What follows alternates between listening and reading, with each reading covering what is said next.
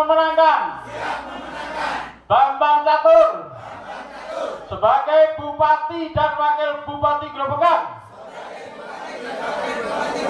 periode 2024-2029. Bambang Catur lebih baik menang.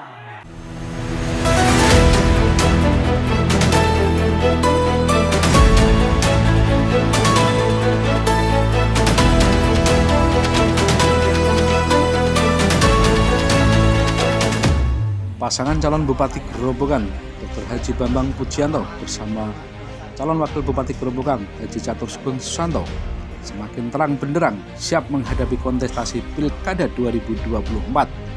Terkuat dengan adanya deklarasi di tiap kecamatan, masuk deklarasi Kodes sekecamatan Godong yang bertempat di Rumah Makan Nirmala Desa Werdoyo pada hari Sabtu tanggal 14 September 2024.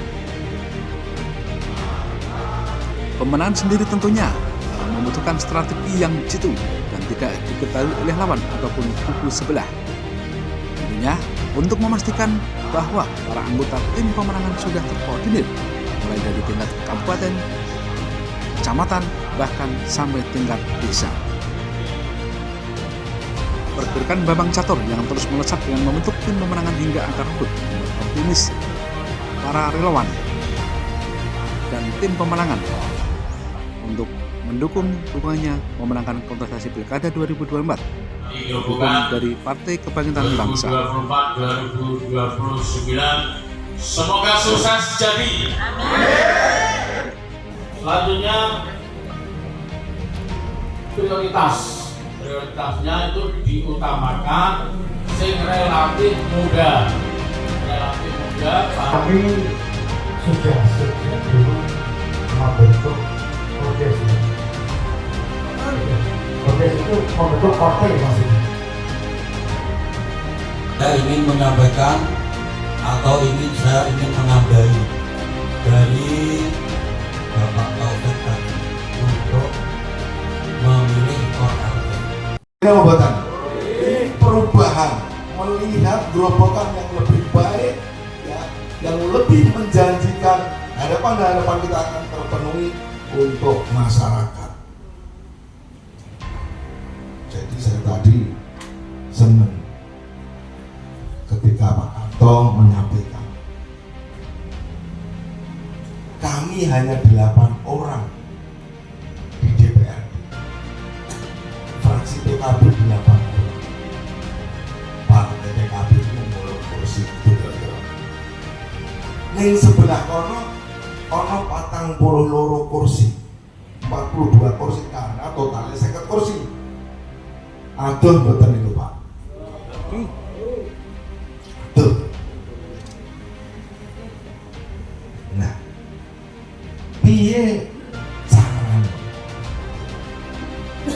Piye ego? Apa strategi? Sing 8 kursi ini bakal memenangkan pertempuran. Mohon kurang lebihnya mohon maaf. Kita habis ini apa yang sudah ditetapkan tadi terus dijalankan. Nek kira-kira wau 3 karo 5 berarti 8 nek tanggal 14 berarti tanggal 22 itu harus sudah clear semuanya karena tanggal 22 itu sudah penetapan calon ya saking KPU. Bukan itu Pak. Jadi duit miliaran pengen tapi ini kami ini hanya mengikuti gerakan rakyat. Pak Bambang, Pak Catur ini yang fenomena yang diusung rakyat Pak. Kami partai ini hanya menjembatani saja untuk mengantar beliau ke KPU, mengantar beliau nanti jadi bupati, mengantar beliau, mengawal beliau menjadi bupati yang baik. Kiranya itu masih di atas ini bagaimana Pak? Ya ini bagian daripada kerja politik tentunya dan bagaimana sebagai paslon kita terus berada di tengah-tengah masyarakat. Tentu masyarakat bisa menilai, masyarakat sudah punya pilihan, punya keyakinan akan memilih ke siapa. Lalu dengan survei elektabilitas Bambang Catur yang terus merangkak naik ini, berarti masyarakat sudah menentukan pilihannya kepada calon bupati Bambang Pujianto. Pak, menanggapi ada perpustakaan beberapa atribut itu Pak? Ya, namanya juga kontestasi, kadang-kala ada hal-hal di lapangan yang kurang menyenangkan ya, seperti banyak pengerusakan gambar-gambar atau baliho-baliho Bambang Catur. Namun demikian kan kita dari pihak Bambang Catur sendiri ya, menyikapinya itu dengan tenang.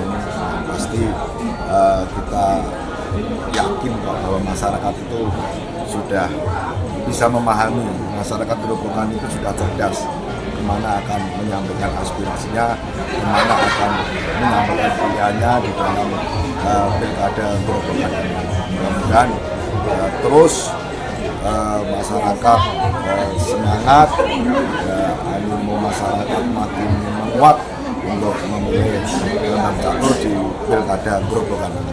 Untuk saat ini isu-isu yang goreng-menggoreng dari tim-tim yang ada gimana itu? Isu yang gimana ini? Isu yang terkaitan dengan adanya kaum Nahdliyin yang diklaim masuk di kubu Bambang Catur, dan di situ ada penyampaian bahwa ketika memilih Hadi Sugeng mengharamkan, ketika memilih Hadi Sugeng itu masuk neraka. Itu betul enggak Pak dari timnya Bambang Catur sendiri? Ya, saya rasa kalau tim Bambang Catur, apalagi yang dari kalangan Nahdliyin, itu kan orang-orang yang berilmu ya, orang-orang yang cerdas, tentu tidak mungkin dengan menyampaikan atau kata-kata seperti itu. Jadi paling tidak ya, namanya kontestasi politik pasti ada miskomunikasi ataupun propaganda. Kadang-kala orang mencari tren itu ya seolah-olah didolimi. Ini hal-hal yang kayak gini ini kan disesuaikan dengan kondisi yang ada. Saya yakin dan percaya tidak ada.